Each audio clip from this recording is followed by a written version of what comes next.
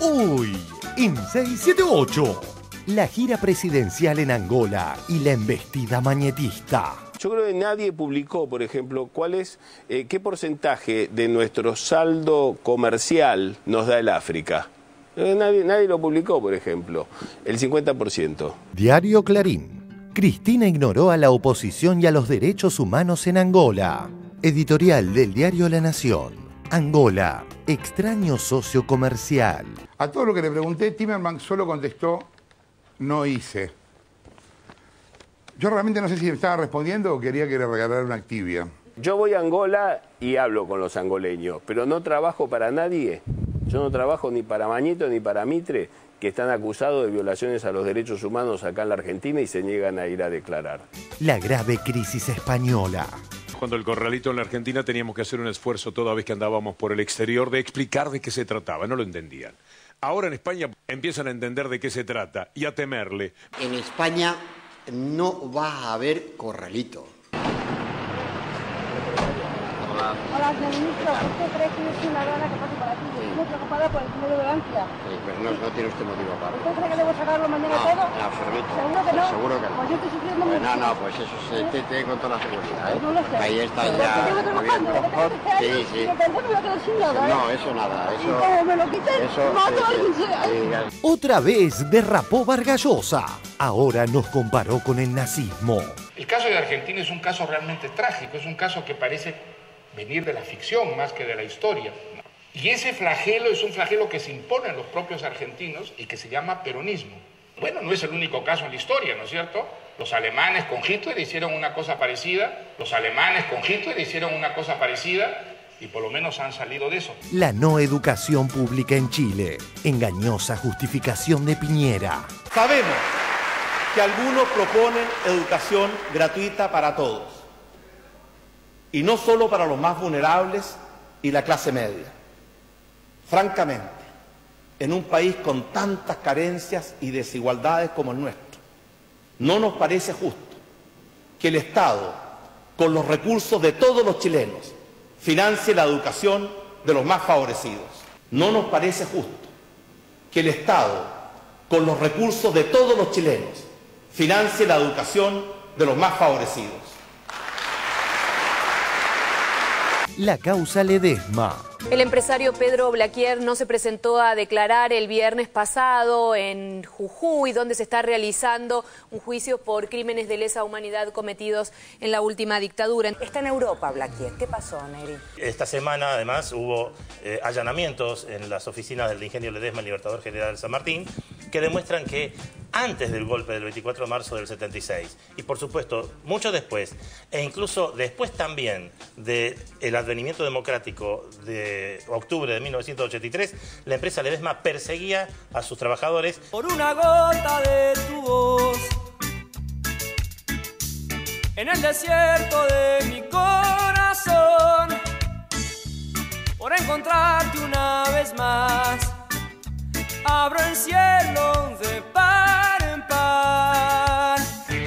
Para vivir, respirar y ser feliz, necesario es para mí empaparme de tu voz. Volaré cuando el día llegue al fin y en la luna me verás escribiendo esta canción. Se analiza 678. Un programa que subyace en el inconsciente colectivo. Yo no estoy de acuerdo. ¿Por qué? ¿Qué tiene de malo? No sé, me parece que elijan a un chico de 6, 7, 8 años y le digan vos sos diferente a los demás a esa edad. No, me parece elitista. Queda claro por qué está en el inconsciente colectivo, ¿no? ¿Cuándo arranca Ford? ¿El 9? El 9. Muy pronto. 7, 8, 9. No dije 6, 7, 8 para que no levanten. No dije 6, 7, 8 para que no levanten. Contemplar de tus ojos en color, de tus labios la humedad, de tu luz el resplandor. Al pensar que estaré de frente a ti, apagando mi ansiedad, voy cantando esta canción que dice: por una gota de tu voz, en el desierto de mi corazón,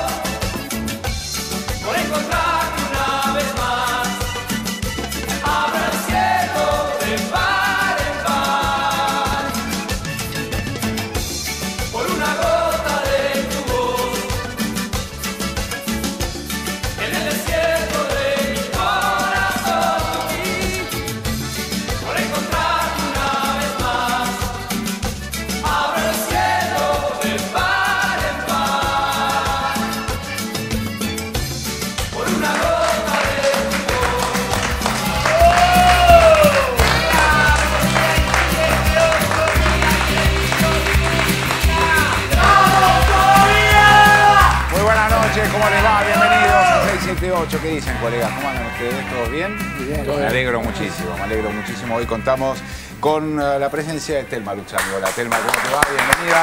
Como ustedes saben, Telma es periodista especializada en temas de política internacionales, escritora, autora de varios libros, entre otras cosas. Estás trabajando en Radio Mañana Soy, en Radio Nacional, con Roberto Caballero, de 18 a 20 horas. También en Visión 7 Internacional y Visión 7 Mañana. Sí. Bueno, muchas gracias por venir, Telma. También está con nosotros para compartir el programa Sebastián Echevendi. Hola, Sebastián, ¿cómo te va? Bienvenido. Sebastián es politólogo, profesor e investigador del Departamento de Ciencia Política de la Universidad Torcuato Di Tella. Vamos con el primer informe del día, tiene que ver con el tema de Angola. Nora anduvo por aquellos pagos, ¿no? Anduviste por Angola con la comitiva presidencial, digamos, formando parte no de la comitiva, sino cubriendo para el diario. Comitiva no, aquel por otro carril, digamos, fue más largo mi viaje. Pero sí, estuve ahí, la verdad que es, bueno, después de ver el informe te cuento si querés, pero es una experiencia más que interesante porque es imposible extrapolar categorías y me parece que lo importante es eso, ver que hay otros mundos, otras realidades y qué se hace frente a eso. Estuvo La Nata también tratando de reflejar, creo que en el programa del día de ayer, algunas de las cosas que trajo de Angola. Vamos a ver el informe y lo debatimos. Dale. La gira presidencial en Angola y la embestida del mañetismo. Venimos viendo desde hace unos días cómo los medios hegemónicos se embisten contra el gobierno argentino por ir a Angola a entablar vínculos comerciales.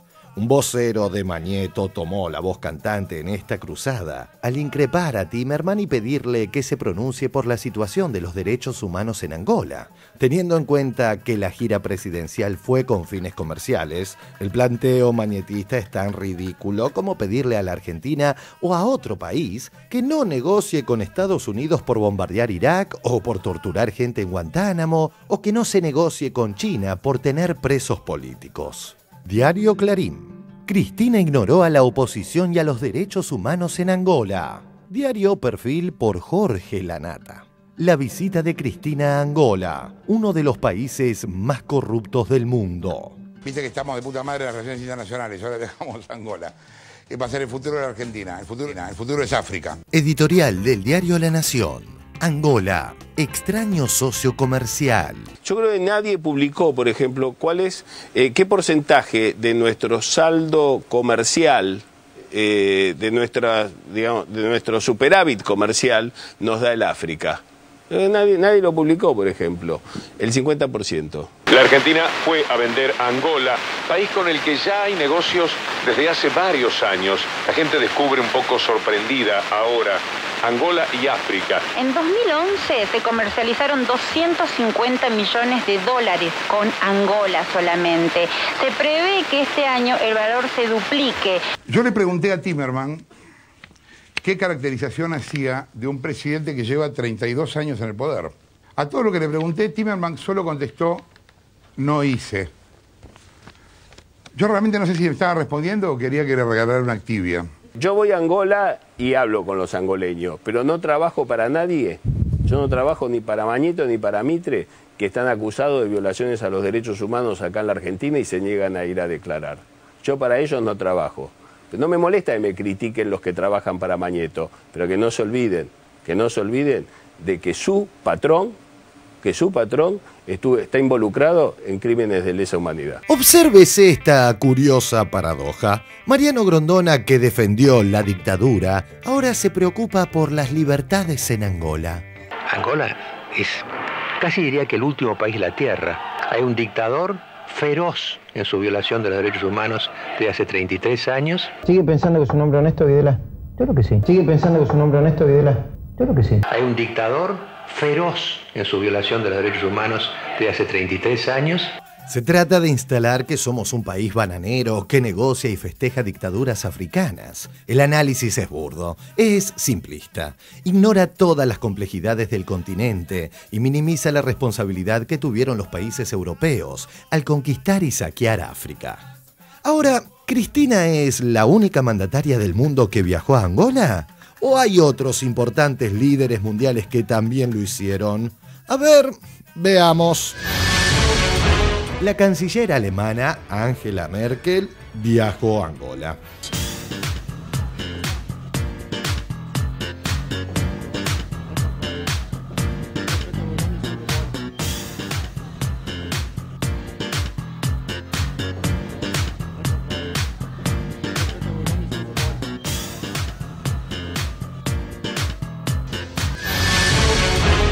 Lula da Silva viajó a Angola. En el primer día de reunión con su par de Angola, José Eduardo dos Santos, ambos líderes firmaron diversos acuerdos bilaterales en las áreas de comercio, defensa y educación. Los dos mandatarios ratificaron su compromiso por construir un orden internacional más justo y equitativo. Sarkozy viajó a Angola. We have decided to work hand in hand. A French-Angolan foundation will be created. Both countries are opening a new chapter in the history of their relations. El presidente de Portugal viajó a Angola. A recepção no aeroporto logo pela manhã foi apenas o aperitivo para o calor humano que aguardava o presidente no Lubango. O percurso de 6 km até ao centro da cidade foi feito em marcha lenta, con milhares de personas a beira da estrada. Viste que estamos de puta madre en las relaciones internacionales, ahora dejamos Angola. Muchos presidentes de países importantes están yendo a Angola. Y así hay más ejemplos de líderes mundiales que viajaron a Angola para entablar o fortalecer vínculos comerciales. Los voceros de Mañeto ignoran este hecho para seguir demonizando a la Argentina. Un gobierno que defiende hacia adentro los derechos humanos va a bailar con una dictadura africana. En el ranking de países que comercian con la tierra presidida por Dos Santos, la Argentina ocupa el puesto número 11 y la aspiración es llegar al puesto 5º en el corto plazo. Es más, en el programa de anoche, La Nata, en su recorrida por Angola, da cuenta de que hay productos importados. ¿Los productos son importados o son de Angola? Sí, importado. ¿Todo? Todo eso. ¿Todo este frango importado también? Frango importado, carne importada. ¿Mayonesa importada también? Mayonesa importada. ¿Esto es importado también? Sí. Es también importado, ese es importado. ¿Ovo importado? ¿De dónde? Holanda, amigo. Entonces, ¿Holanda no es también un país bananero? ¿Ovo importado? ¿De dónde? Holanda, amigo. Sigamos. Al conductor del show humorístico se lo veía muy preocupado por la situación de los derechos humanos en la zona de Cabinda, Angola. ¿Tienen algún comentario para hacer sobre la violación a derechos humanos en la zona de Cabinda? Me dice que no va a pronunciarse respecto de una eventual violación a los derechos humanos en la zona de Cabinda por parte del gobierno. Sin embargo, La Nata prefirió dedicarle tiempo a un flojo imitador de Aníbal Fernández que a la violación de derechos humanos en Cabinda. ¿No era que lo desvelaba el tema? Mientras el hijo de Jacobo Timerman no hizo, acordate, Héctor, tomate una Activia, comento una cosa, yo le preguntaba por Cabinda, no entró el material que tenemos de Cabinda. ¿Tienen algún comentario para hacer sobre la violación a derechos humanos en la zona de Cabinda? No entró el material que tenemos de Cabinda. Me dice que no va a pronunciarse respecto de una eventual violación a los derechos humanos en la zona de Cabinda por parte del gobierno. No entró el material que tenemos de Cabinda. Angola hay que googlearlo, hay que mirar y qué sé yo, es un país que sale de una guerra civil de 30 años, que se está constituyendo con todos los problemas que tienen los países en África, con efectivamente alguien que lleva 32 años en el poder, como, no sé si le hubiera preguntado eso a Fidel Castro, por ejemplo, La Nata en otra oportunidad, o como sucede en otra cantidad de países. Lo que sí, digo, desde los organismos de derechos humanos, desde la ONU, digo, no pareciera la dictadura más sanguinaria del planeta. Y efectivamente, una de las cosas que escuché a la presidenta decir en su entrevista y en su discurso frente al presidente es que íbamos a defender los derechos humanos en cualquier lugar del planeta. Un golpe de Estado, esos golpes de Estado que debemos condenar enfáticamente, porque todos tenemos que tener la certeza, y yo quiero repetirlo una y mil veces, no hay posibilidad de desarrollo, no hay posibilidad de crecimiento, no hay posibilidad de inclusión ni de respeto del resto de los países del mundo si no se gobierna y se respeta a los gobiernos democráticos surgidos de la voluntad popular. Esto es clave,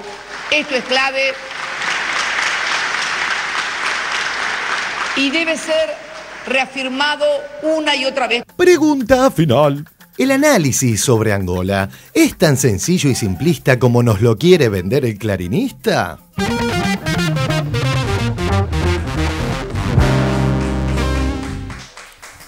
Bueno, muy bien. A ver, voy a empezar por Nora. En general empiezo por los invitados, pero en este caso, aprovechando que Nora estuvo en Angola, quiero saber tu percepción, a ver, de qué encontraste, qué vistes en Angola. Mira, la verdad es que, como te decía al principio, es muy difícil hacer una caracterización de un país en 4 días que uno va con una con una carga de prejuicios y de ignorancia. Creo que cualquiera de nosotros que llega a un país africano llega con mucho prejuicio y mucha ignorancia, porque es un continente que ha sido obviado del análisis internacional y de las noticias en general a lo largo de todo el siglo XX y gran parte del siglo XXI. Uno recorriendo las calles de Luanda, porque también estás en Luanda, no estás en Angola, es un país grande se calculan que 18 millones de habitantes, porque en realidad no hay un censo que precise la cantidad de población, donde la mitad de la población tiene menos de 15 años. La mitad de la población. La mitad de la población, un país que ha sido diezmado por un conflicto bélico interno en el cual las potencias enfrentadas en la Guerra Fría usaron ese territorio como un territorio de disputa en función de sus recursos naturales, lo que ha sido África en general, el petróleo y los diamantes, dos recursos que han sido, digamos, el delirio de las grandes potencias del mundo para enriquecerse y expoliar a los pueblos de África.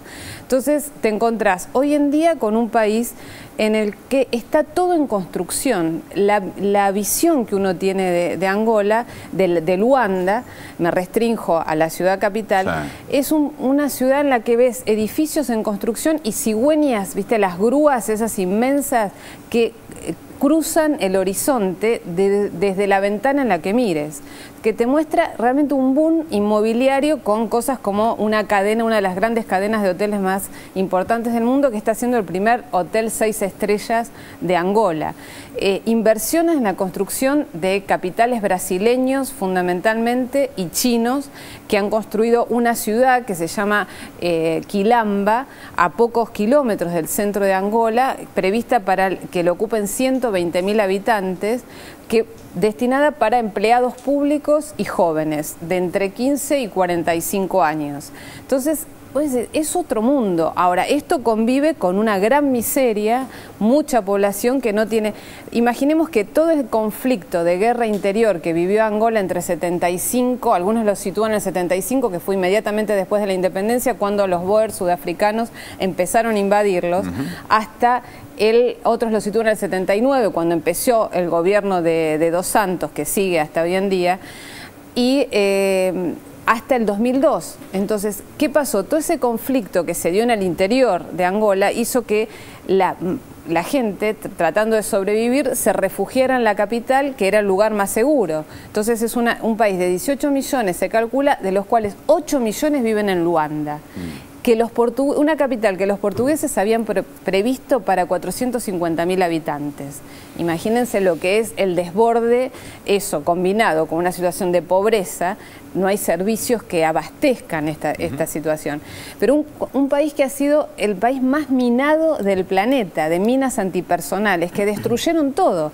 Era un país que antes de la guerra civil se autoabastecía de alimentos. Hoy lo que mostraba el informe que puso La Nata en Canal 13, lo que mostraba es que todo es importado. Todo es que no hay alimentos que produzcan ellos que no sean... ¿Pero eso por las minas, digamos? Pero el campo quedó todo minado, entonces era arriesgar la vida para sembrar, no podías. Entonces los campos, las rutas, el ferrocarril, tenía la red ferroviaria más desarrollada del África subsahariana, que fue volada directamente durante todo este conflicto. Entonces lo que se está haciendo ahora es, vos ves rutas, edificios, caminos, barrios, conviviendo con una miseria extrema, donde hay un 40% de la población, se calcula, en situación de pobreza. Ahora, vos decís, ¿esto es una dictadura? La verdad que si lo ves, lo evalúas en la categoría, bueno, acá hay politólogos que lo pueden hablar con mucha más precisión que yo, de lo que es una democracia occidental, y no es una democracia en los términos que nosotros conocemos como una democracia. Ahora vos decís, ¿cómo hace para gobernar ese país un sistema en el cual... Después de 27 años de guerra civil, en el 2002 se estabilizan, en el 2008 hay una elección donde vota una mayoría, no vota, digamos, votan al partido. Entonces vos ves la representación parlamentaria, que hay 220 diputados, de los cuales 191 tiene el partido gobernante, y la UNITA, que era la guerrilla que fue derrotada en esta guerra civil, tiene 16, es decir, la segunda fuerza política. Obviamente hay una descompensación en el sistema que es notoria y una continuidad de la figura de Dos Santos a lo largo de tantos años, ¿no? Muy bueno. A ver, Telma, ¿qué pensás de la lectura que se dio por parte de una parte importante del periodismo argentino de esta visita a Angola de la comitiva presidencial? Coincido con Nora en que parte de una gran ignorancia, ¿no? Y por ahí también un poco de mala intención y un poco de pocas ganas de enterarse, de pocas ganas de investigar. En los últimos años, en las últimas décadas, el tema de los recursos naturales sabemos que ha pasado a ser algo prioritario a nivel global, a nivel mundial, y África es un continente justamente que tiene muchísimos recursos naturales, por lo cual la presencia de los chinos y de otras potencias en África es cada vez más. Pero en el caso específico de Angola, me parece que hay que dos cosas quisiera subrayar. Una que aparece en el informe y es la presencia de otros líderes mundiales. Específicamente quiero hablar de Brasil. Brasil, ya desde la época de Lula, o sea, ni siquiera con Dilma, mucho antes, tiene una política exterior muy dirigida a África por razones no solo comerciales, sino geoestratégicas. Y la visita de nuestra presidenta Angola también tiene un aspecto geoestratégico. Estos países de habla portuguesa dan al Atlántico Sur específicamente. Es importantísimo para nosotros, por supuesto también para Brasil, a tener alianzas estratégicas con esta parte del mundo, y además es de alguna manera el futuro en relación al tema Malvinas. Consiguió la adhesión de Angola en este tema. En el caso de Brasil, por ejemplo, no solo hay a nivel comercial, sino por ejemplo el tema de la construcción. Las empresas brasileñas tienen mucha injerencia, el tema bancario, el tema financiero. Brasil lo toma como un punto estratégico fundamental. Y en aquel momento, a los mismos periodistas que hoy critican a Argentina no les parecía un disparate.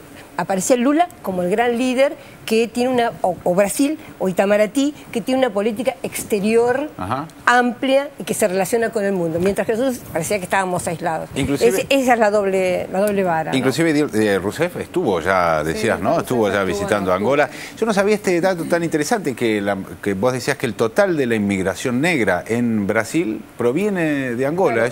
Porque los esclavos, digamos, hay que tener en cuenta que los portugueses estuvieron 500 años en Angola. Entonces, los esclavos que llevaban a Brasil provenían de Angola. Entonces, vos ves, hablás, es muy gracioso por ahí escuchar en la calle que algunos le dicen, no, cállate, brasileño. Porque, digamos, es como un insulto, como acá le puedo decir gallego, tano, a uno, son brasileños, porque son, bueno, los apellidos se repiten, los nombres se repiten. ¿no? Hay una paradoja en la historia que estamos contando, porque esa guerra que bien decía Nora, que fue un episodio, un capítulo de la Guerra Fría, el gobierno de Brasil era un gobierno militar, conservador, al mismo tiempo conservador nacional, desarrollista, pero de derecha, y las relaciones con Angola ya en ese momento eran prioritarias para Brasil. La idea lusófona de Brasil es constitutiva de Itamaraty, y eso no cambia porque haya un gobierno o el otro. Es que fue el primer gobierno que reconoció la independencia de Angola, fue Brasil. Efectivamente. Digo, los prejuicios y la ignorancia que hablaba Nora, me parece que la Nata expresa eso, y no expresa el prejuicio y la ignorancia de una persona, expresa el prejuicio y la ignorancia de un sector, yo diría de una clase, que no está viendo cómo cambia el mundo, sigue mirando el mundo con el reloj atrasado y cree que comerciar con África, y que lo explicaba bien Telma, hacer políticas regionales y de alianzas es parte del pasado. Eso revela un nivel de desinformación, pero yo no sé, yo coincido con Telma, es una desinformación deliberada. No quieren ver el mundo que viene porque no les gusta el mundo que viene. A ver, Sebastián, ¿qué te parece? A ver, yo creo que la posición de los medios dominantes acá no resiste el menor análisis, en el sentido que siempre las relaciones internacionales, el mundo de las relaciones internacionales se gobierna con un cierto pragmatismo en su rutina, ¿no? Por supuesto, después hay situaciones particulares donde un país puede ser aislado, atacado por una determinada situación respecto a derechos humanos, pero digo, Rusia, por ejemplo, Rusia acaba de ir al G8, es un país donde el periodismo, matan periodistas, ¿no? No, ahí sí que hay, digamos, ataques a la prensa, ¿no? Claro. China se lo recibe con la alfombra roja en todos lados y todos sabemos la situación de los derechos humanos. Entonces, me parece que eso no resiste ningún análisis. Ni más, más aún la posición de determinados medios. La nación, no solo por su comportamiento lamentable frente a la dictadura o golpe de Estado acá, pero también, no sé, apoyó, en un editorial me acuerdo, el golpe contra Zelaya, ¿no? Diciendo que Micheletti era el presidente de Honduras de facto, era un gobierno que había que sostener, etcétera, ¿no? Entonces, en ese sentido, no sé, yo viví por estudios unos años en Estados Unidos y nunca vi que, pongamos el New York Times, un diario con progre, digamos para algunos allá, le ponga un micrófono al presidente y le diga, usted fue a China, que está gobernada por un mismo partido de 1949, digo, por ahí se pueden quejar por los derechos humanos en alguna editorial, pero yo no vi eso, que le pongan un micrófono al presidente y le digan, o al canciller, y le digan, usted acaba de ir a un país donde está el mismo gobierno hace 60 años. Sí, lo resolvió Kissinger, estaba acordándome de la carta china de Kissinger, digamos, del año 73. El ping-pong, la diplomacia del ping-pong. Exactamente. No, quería agregar una cosita respecto a lo que decía él, porque en el G8 también está Italia, y quiero recordar que el gobierno de Mario Monti no fue elegido tampoco. Es otro capítulo. Es casi un gobierno de facto, pero a Italia no le dicen nada. Vamos a seguir con Europa, en este caso pasamos a hablar... No, además es eso, ¿no? El caso de, cuando hablamos de África, que está muy en los medios, ¿no? África, ¿no? ¿Cómo va a ser ahí estos países subdesarrollados, etcétera? Bueno, África es Europa también, 500 años de colonialismo tuvieron, ¿no? Claro. No es que es algo que le pasó a los africanos, ¿no? O sea, está mezclado con la historia de Occidente. Vamos a hablar un poco de Europa, en este caso vemos el tema de la crisis española, porque parece que hay una cosa curiosa ahora, España está nacionalizando una banca muy importante, eso tengo entendido. Vamos a ver el informe y lo debatimos, dale. La semana pasada veíamos cómo, ante la avanzada de la crisis, el gobierno de derecha de Mariano Rajoy, que ajusta sin cesar en todos los ámbitos, decidió nacionalizar a Bankia, una de las entidades financieras más importantes de España. Al tomar esta medida a favor de la banca, el neofranquista cayó en flagrante contradicción. Tiempo para Mariano Rajoy, adelante. Muchas gracias. Hasta ahora los únicos que han aportado dinero a las entidades financieras, bancos y cajas de ahorro han sido ustedes, no lo olvide. Yo desde luego no pienso dar ni un solo euro de dinero público a diferencia de lo que han hecho ustedes. Prestar dinero público, que ya se ha prestado en muchas ocasiones. Ahora, si eso fuera necesario para conseguir el crédito, para salvar el sistema financiero español, yo no renunciaría a inyectar dinero público. Hasta ahora los únicos que han aportado dinero a las entidades financieras, bancos y cajas de ahorro han sido ustedes. Yo desde luego no pienso dar ni un solo euro de dinero público a diferencia de lo que han hecho ustedes. Para salvar el sistema financiero español, yo no renunciaría a inyectar dinero público. ¡Quieto todo el mundo! ¡Esto es un atraco!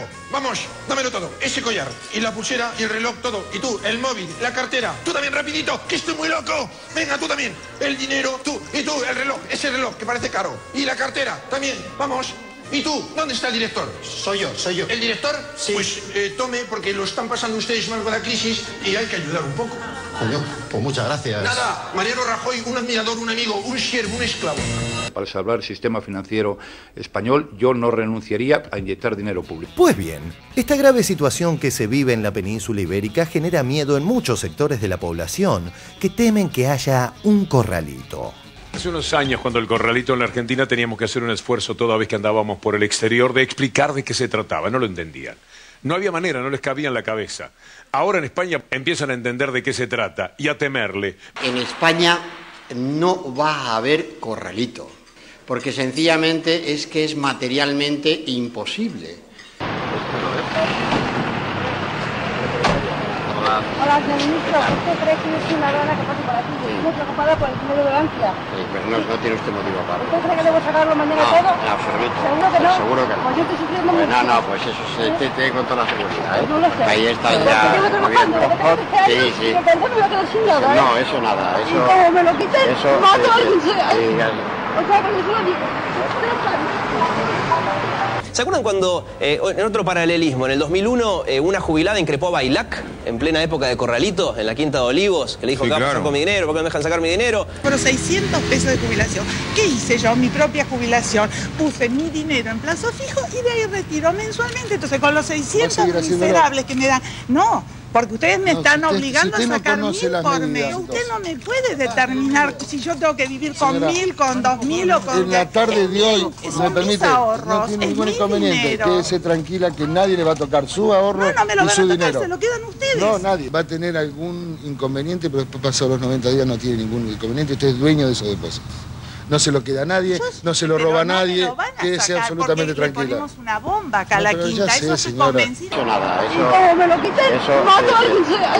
Nadie, quédese absolutamente tranquila. Le ponemos una bomba acá a la quinta, eso se convencida. Usted ponga lo que quiera, yo lo que quiero decir es que quédese tranquilo, yo no me quedo nada, señora. No, usted no se queda. Seguro que no me quedo yo con nada. no dudo de usted, pero dudo de todo. En 6 meses, en este mismo lugar y con estos mismos periodistas nos encontramos. Y agradezcame. Hay que recordar que en ese país el cuarto banco en importancia, Bankia, fue salvado por el Estado. Tuvieron que comprar el 45% de las acciones. Inyectan dinero todos los días y se trata de casi un símbolo. Por lo tanto, si Bankia tambalea, bueno, ¿qué le pasará al resto? Se preguntan muchos. En su programa dedicado a la crisis europea, Víctor Hugo reflejó jugoso material televisivo en relación a la burbuja inmobiliaria que estalló en España. ¿Cuánta gente en España ha perdido su vivienda por culpa de no poder pagar la hipoteca? Desde el 2007, cuando estalla la crisis, hasta el segundo trimestre del 2011, ya se han iniciado más de 300.000 ejecuciones hipotecarias. Cuando tú dejas de pagar un mes tu hipoteca, o otro mes, y otro mes, y otro mes, ¿qué pasa? Bueno, solo con que dejes de pagar un mes, el banco ya puede ir al juzgado y ponerte una demanda. Si no pagas, está obligado a llevar esa vivienda a subasta. ¿Y en una subasta, quién va a esa subasta? ¿Yo puedo ir? Lo que pasa es que ahora, al estallar la burbuja, esas subastas no le interesan a nadie, quedan todas desiertas. ¿Y quién se queda esas viviendas? Los bancos, porque hay un artículo de la Ley de Enjuiciamiento Civil que dice si queda desierta esa subasta, el acreedor, que en este caso es el banco, se puede adjudicar esa vivienda por el 50% de su valor de tasación. ¿Y el otro 50%? Te lo siguen reclamando a ti de por vida. Lo que vamos a ver también parece humor, pero no es, muy serio. La misma Ada a la que vimos recién con el periodista contando lo que le hacen a los deudores hipotecarios, se va a encontrar con alguien muy especial. ¿Saben dónde? En una feria. ¿Qué feria? Aquella donde subastan y venden las casas que les quitaron a los deudores hipotecarios. ¿Qué le parece que un banco se pueda llegar a quedar el piso de alguien por el 50% de su valor y que esa persona que además ha sido echada de su vivienda tenga que seguir pagando la hipoteca que debía al banco? Me parece muy triste. ¿Y por qué pasa esto? La gente cuando va a un banco firma muchos papeles y bien no se lee toda la letra pequeña. Los bancos se cubren como es natural, ¿no? Y en los papeles no pone que se lo pueden quedar por el 50%, eso no está en el contrato hipotecario. No, tampoco lo he estudiado mucho. Nadie lo obligó a una persona a comprar un piso. No lo ha hundido el sector inmobiliario, lo ha hundido la crisis económica. Pero las recetas del sector inmobiliario nos han llevado a la crisis actual. Sí, han inflado la burbuja inmobiliaria que hace que la crisis... No, y el sector inmobiliario también, que ha participado de la fiesta y se ha llevado grandes beneficios de todo esto. ¿Qué hacer con el problema de las hipotecas? Para nosotros, con todo respeto, no quiero aparecer como grosero, desconsiderado, respetamos mucho a España, su institucionalidad, pero es muy difícil de comprender, más aún como economista, que el riesgo esté en los seres humanos y no en el capital. O sea, es algo que realmente que a mí me escandaliza. Perdón, frecuentemente no utilizo esta palabra, pero me escandaliza. Es decir, el problema esencial es la supremacía total del capital sobre los seres humanos y se refleja bastante bien en esta cuestión de las hipotecas. Y si no flexibiliza el capital sus ambiciones, como lo decía en la conferencia de prensa, va a llegar al peor de los mundos. Gente que necesita casas sin casas y bancos que no necesitan casas con casas.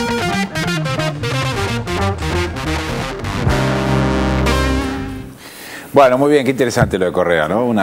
Realmente una linda síntesis de lo que está ocurriendo, digamos, económicamente en esa zona. A ver, Telma, ¿qué es lo que... Sí, de las contradicciones, ¿no? Realmente, porque entre otras contradicciones, una parte del informe me hizo pensar en el tema de del salvataje, digamos, el paradigma de este tipo de economía de mercado es la no intervención del Estado. Sin embargo, el Estado interviene para salvar a los bancos, o también el Estado interviene para las guerras. Porque ¿quién financia las guerras, la guerra de Afganistán? Si no son los ciudadanos norteamericanos y los de los demás ciudadanos que son parte de la OTAN. O sea que es no intervención del Estado solo cuando se trata de vivienda, educación, salud, etcétera. Eso por un lado. Y por otro lado, me parecía interesante pensar en el discurso que se usa, porque yo me acuerdo en el 2001 nos decían, nunca se dice que es por culpa del sistema económico, siempre se busca algún contorneo. Yo me acuerdo en el 2001 nos decían que era por culpa de que nuestros gobiernos eran corruptos, que los políticos eran muy corruptos, y por culpa de esa corrupción habíamos terminado en el 2001. No tenía nada que ver el modelo económico.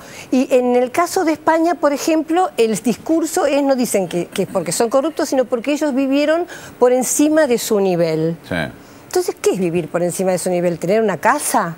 ¿Ir a un colegio? ¿Poder pagar un médico? ¿Eso es vivir por encima del nivel?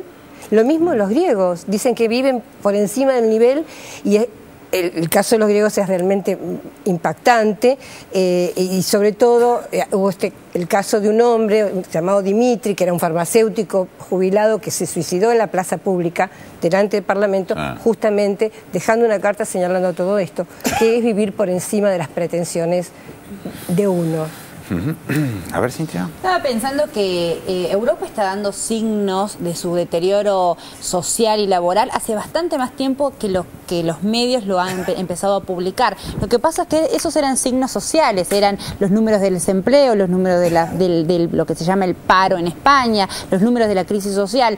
Pero cuando empezaron a bajar las bolsas, ahí se empezó a notar la noticia como algo impactante que estaba pasando. Mucho antes, ya en la reunión de Davos, en la reunión económica de Davos, se había planteado la posibilidad de pensar en los estados fuertes. Europa no se hizo eco de esa, no se hace eco de esa demanda y sigue haciendo un salvataje bancario y sigue desoyendo los índices de la sociedad que le reclama más presencia al Estado. A ver, Sebastián. Sí, a ver, yo creo que un poco siguiendo la idea de Cintia, ¿no? Hay una... Digo, a veces no lo vemos porque es muy contemporáneo, ¿no?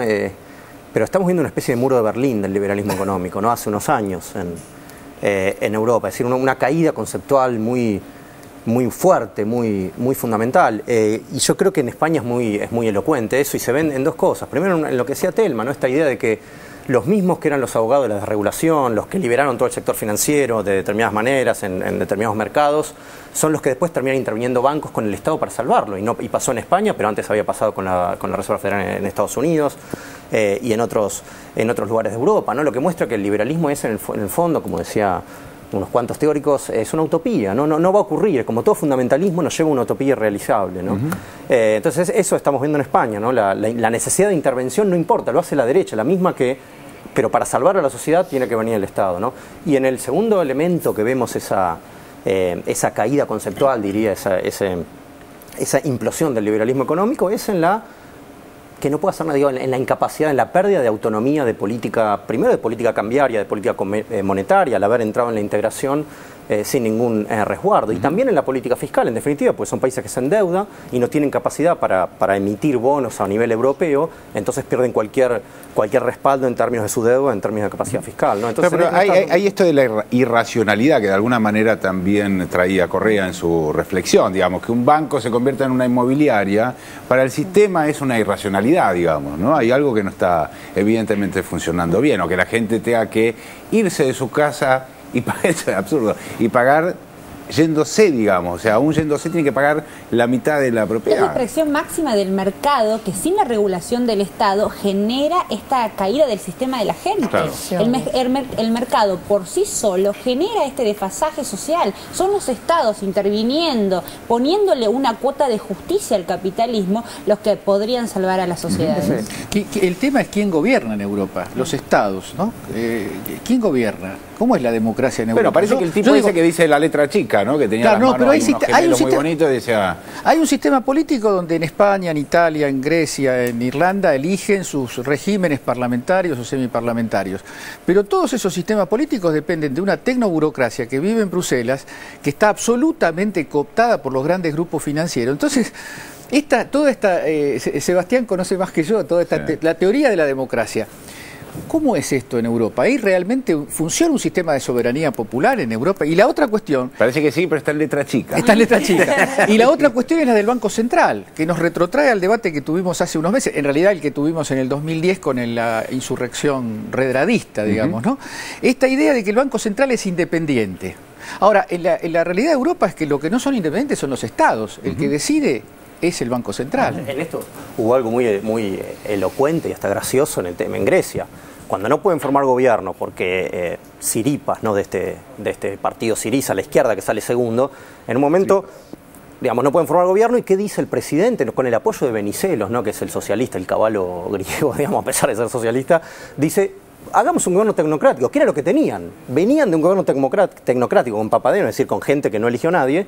Como no había resultado en las elecciones, no podían elegir gobierno porque la izquierda no quería integrarlo. Sigamos con un gobierno tecnocrático que, digamos, sigue, si no hubiera sido por la izquierda, hubiera seguido, ¿no? O sea, ¿para qué hacemos las elecciones, muchachos? Sí, cada vez que hacemos una elección, está claro. Digamos, cuando no respondemos a ciertos mandatos, tenemos que elegir gobiernos tecnocráticos, dejemos las elecciones. Entonces ahí se ve lo que es un déficit democrático atroz, ¿no? Hay otro ejemplo que es de octubre pasado, en un momento también de crisis en Grecia, se le ocurrió, en ese momento estaba Papandreou de primer ministro, y dijo, bueno, hagamos un referéndum a ver qué quiere el pueblo. Inmediatamente salieron Angela Merkel y en ese momento estaba Nicolás Sarkozy diciendo, referéndum. Los Mercosí que dijeron no. Nine. A ver, Orlando, ¿qué te parece el informe? No, estaba pensando en los medios que son culpables de eso, presunta embriaguez o exceso de gastos que supuestamente le atribuyen a los pueblos europeos. ¿Qué responsabilidad tienen los medios de haber torcido, tergiversado, manipulado esa opinión? Yo estuve en los últimos 20 años, habré estado en España 5 o 6 veces. Algunas veces por 3 meses, otra vez por 1 mes. La última vez fue en el 2004, 2005, estuve 2 semanas. No me da más categoría que la de Nora, que fue 4 días a Angola. Lo que me da es que yo traté de allí de verificar con mi trabajo algunas cosas que se comprueban luego. Por ejemplo, me sorprendió en el 2004 los títulos de los diarios, porque yo no las podía ver, más que las pocas que veía, 100.000 grúas en la ciudad de Madrid. Imagínense lo que son 100.000 grúas gigantescas. ¿Tienen idea en fila lo que ocupan como magnitud y tamaño? Y a mí me parecía que era absurdo, que no podían ser 100.000, y yo no quería informar al medio donde yo trabajaba que eran 100.000, por lo cual fui constatando, creí que eran 10.000, qué sé yo, 100.000, pero no 100.000. Bueno, finalmente eran 100.000. Esto formaba parte de esa burbuja inmobiliaria que el capitalismo necesitaba. Y aquí viene algo que es liberalismo, capitalismo, esa necesidad de sembrar la adicción del consumo en todas las clases sociales, aún en aquellas que no pueden acceder a determinados consumos de lujo o de cierto estándar, y después cuando colapsan les reprochan el exceso de consumo. Es decir, primero le dan consumiste mucho. Exactamente, los castigan. Y se me ocurre que, ¿se acuerdan que hubo un momento que en Marbella se descubre una corrupción entre una cantante famosa española y el intendente de Marbella? Tuvieron un gran affair sentimental y a la vez de corrupción. Ahí comienza, si querés, el brote. Esto habrá sido también por el 2006, 2007, no recuerdo bien la fecha, de este desmoronamiento paulatino que hubo. También quiero decir esto, de España conocemos más que de Angola cualquiera de los ciudadanos, por la larga historia que nos une. Hay que tener cuidado con los enojos que hoy tiene la población a través de los medios españoles respecto de Latinoamérica, de los argentinos. Los medios no son la opinión pública como probamos en la Argentina.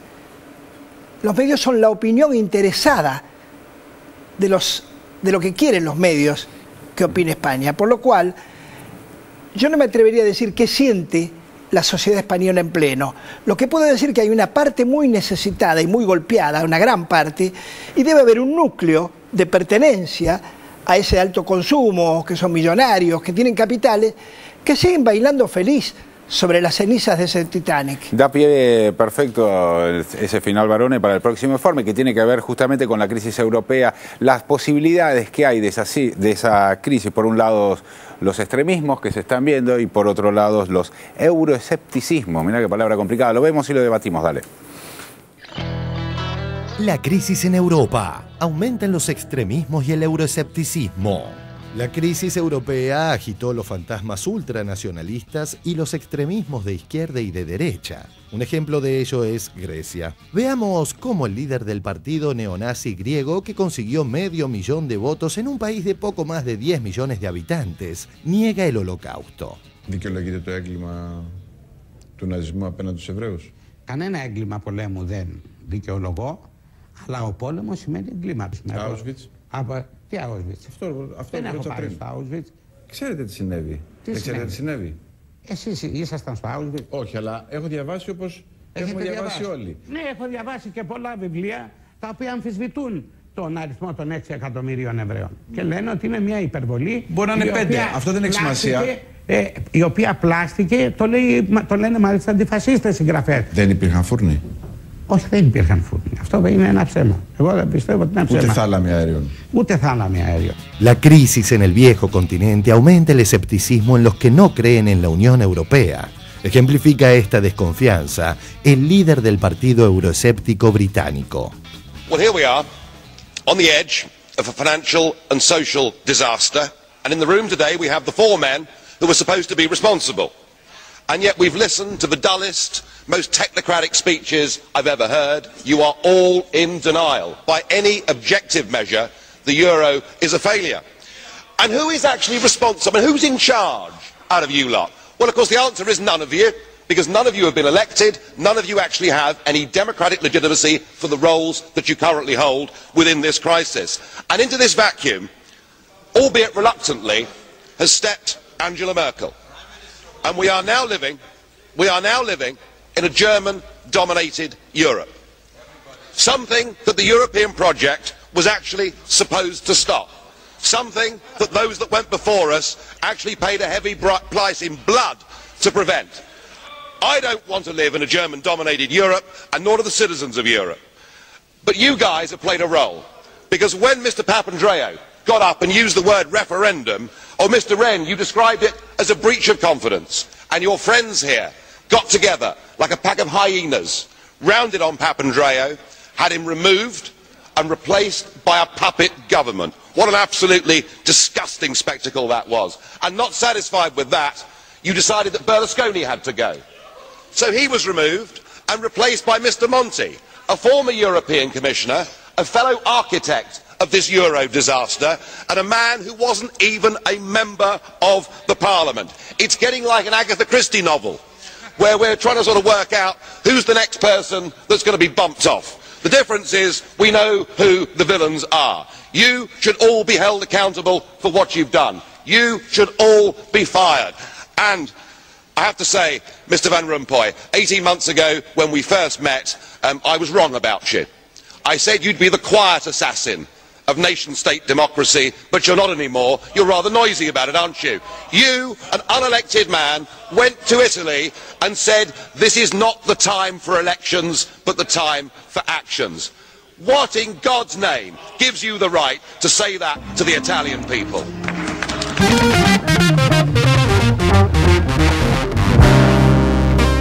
Bueno, todo. Caramba, qué tool. Qué tool, ¿no? Qué impresionante ese discurso. No sabía que había ocurrido. A ver, contame tu sensación. Sí, yo creo que esto no lo podemos desligar. Acá hay un personaje que no está acá, que es el rol de la izquierda en Europa. Exacto. Es el ausente, el que no estamos viendo. ¿Qué hizo la izquierda en Europa? Bueno, la izquierda en los 90, la socialdemocracia, la fuerza histórica, se subió al proyecto de Unión Europea neoliberal, ¿no? Dijeron, bueno, nosotros nos parece bien, creemos un Banco Central independiente. Digamos que sabemos que es una mentira tan grande como la prensa independiente, digamos, el Banco Central independiente no existe, ¿no? Pero, digamos, crearon un montón, una Unión Europea que sacaba cualquier instrumento de política autónoma a los países. Personajes como Blair, personajes como Schroeder, personajes incluso como Zapatero en España, ¿no? Ellos aceptaron eso, lo convalidaron, ¿no? Cuando llega el momento de la crisis, el problema de esta idea, y ellos creyeron que ese liberalismo podía sostener el Estado social en Europa. El problema es que del otro lado del Atlántico había un casino, que era el casino de la regulación económica en Estados Unidos, ¿no? Financiera. Cuando ese casino, cuando las quiebras de ese casino empezaron a pegar en Europa, ellos vieron que ya no tenían instrumentos de política. La izquierda carece de instrumentos. Por eso quieren sacar las elecciones en Europa, porque la izquierda, ¿qué hace la izquierda ante una crisis? Expansión monetaria, usar el Banco Central, política cambiaria, todas esas cosas que se pueden hacer, que se hacen en Latinoamérica, en Europa las naciones menos desarrolladas no lo pueden hacer. Y lo triste es que la izquierda convalidó eso, y por eso algunas reacciones que vemos las hacen políticos de derecha, que parecen decir cosas sensatas, ¿no? Digo, esto que se me entienda con cuidado, ¿no? Uno ve políticos de derecha que dicen, bueno, acá no importa lo que votamos, acá usted quién es Van Rompuy, le dice al presidente de la Unión Europea, usted que es un burócrata acá, ¿por qué los griegos no pueden elegir un gobierno? ¿No? Y en ese sentido me parece muy peligroso la abdicación de la izquierda europea. Además, una abdicación, y termino con esto, que no existió en la otra gran crisis del liberalismo, ¿no? Que fue en 1930. Una gran crisis del liberalismo, pero ¿qué nació ahí? El keynesianismo. Algunos países hicieron políticas de izquierda como respuesta a la crisis, ¿no? El New Deal en Estados Unidos, la izquierda, la socialdemocracia escandinava, ¿no? Ahora se sacralizó tanto, se institucionalizó, quise decir, tanto el liberalismo económico, que la izquierda se quedó sin armas, sin algunas armas que inventó en los 30, ¿no? Y eso es muy peligroso. Y renunció a la idea nacional. Ese es el otro tema, que está la franja ideológica que está ocupando la derecha, incluso la ultraderecha, que es una izquierda que creyó en esta idea de que los Estados-naciones no tenían más rol histórico y que todo lo resolvía una especie de globalización. Se hablaba del Estado mundial y fantasías de esa naturaleza que hoy se están pagando también.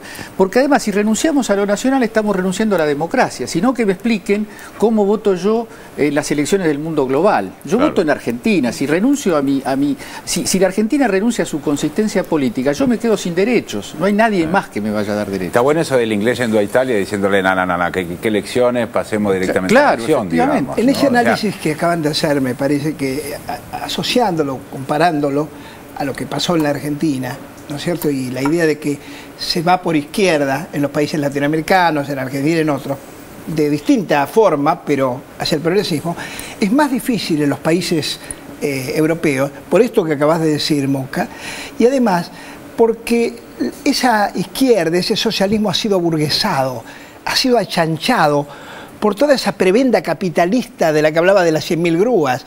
Metafóricamente es cierto, hay un momento que es muy difícil hoy. Voy a decir algo, es más fácil que haya un líder de izquierda en Latinoamérica a que lo haya en Europa. Claro. A ver, Telma.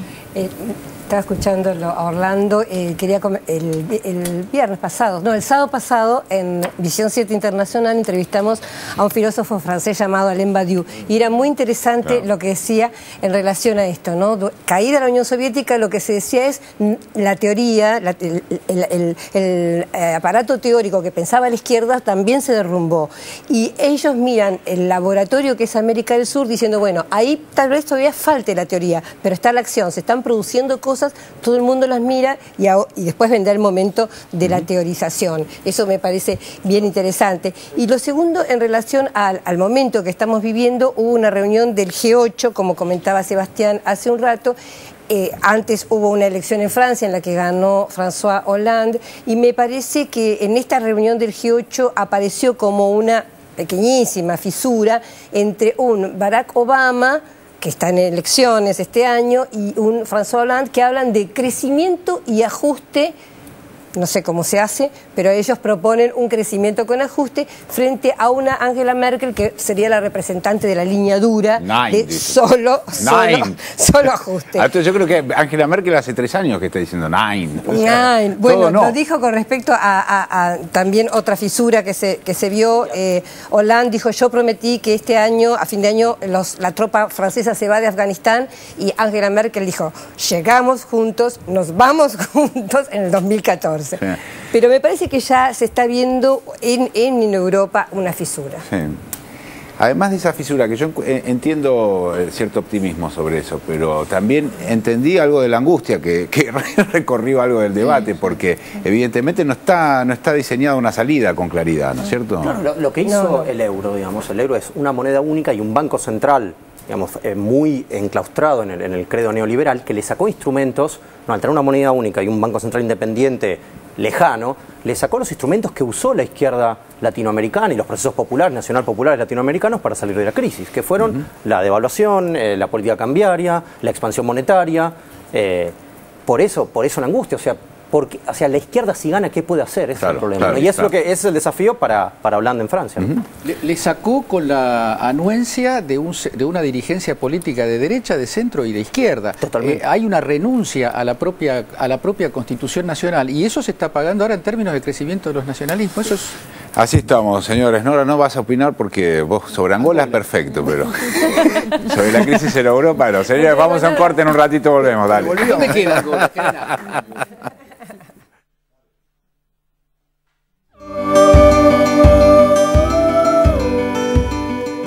Hey, vos, quiero hacerte una pregunta. Hoy, ¿pensaste en tu abuelo? Ya sé que no tenés tiempo para nada, pero ¿sabes qué? Él seguro que sí pensó en vos. Hoy es un buen día para decidir pasar más tiempo con tus abuelos. Hablar una horita con tus abuelos es como hacer un posgrado sobre la vida. Tus abuelos se las saben todas porque las vivieron todas. Y sí, quizás les cueste un poco aprender a usar la compu. Pero, ¿sabes lo que te costó a vos aprender a atarte los zapatos? Y si no fuera por la paciencia que tuvieron para enseñarte, todavía andarías con los zapatos desatados por la vida. Puede que no tengan tantos amigos como vos en internet, pero seguro pueden enseñarte un par de cositas sobre la amistad. Para darte cuenta de lo afortunado que sos de tener a tus abuelos en tu vida, preguntar a los que ya no los tienen. Vas a ver cómo los extrañan. Ya sé que vivimos en un mundo que está obsesionado con borrar las arrugas. ¿Y si cambiamos eso? En las arrugas de tus abuelos están tus viejos, estás vos. Está la historia de nuestro país, que la hicieron ellos. Vos, que te haces fan de cada cosa. ¿Por qué no te haces fan de alguien que te quiere y se preocupa por vos? ¿Acaso nunca te preguntaste por qué todo el mundo piensa que la comida de su abuela es la más rica del mundo? No tienen ningún secreto mágico. Cuando haces algo para alguien que querés mucho, no hay forma de que salga mal. Abuelo, nona, bobe, tata, deciles como quieras. Pero no te olvides nunca de decirles todo lo que los querés. ANSES, con tus abuelos y con cada argentino, siempre, Presidencia de la Nación. Defender la alegría como un atributo. Defender